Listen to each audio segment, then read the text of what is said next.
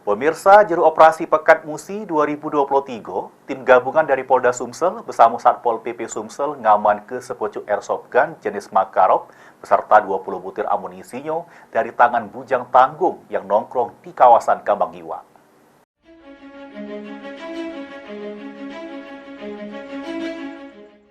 Polda Sumsel bersama Satpol PP Sumatera Selatan melakukan razia operasi Pekat Musi 2023 juru rangka pemberantasan penyakit masyarakat pada lokasi rawan kejahatan selama bulan Ramadan di Kota Palembang.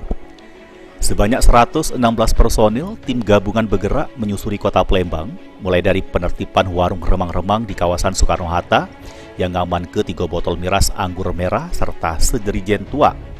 Tim juga ngaman ke 11 pembeli yang lagi minum miras sama pemilik warung. Pas tim gabungan lagi menyusuri kawasan Kambang Iwa, tim nemu ke sepucuk senjata api shotgun jenis Makarov beserta 20 butir amunisinya.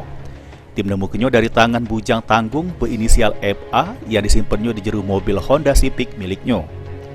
Selanjutnya sejumlah wong yang diamankan digiring ke Mapolda Sumsel untuk dilakukan pemeriksaan lebih lanjut.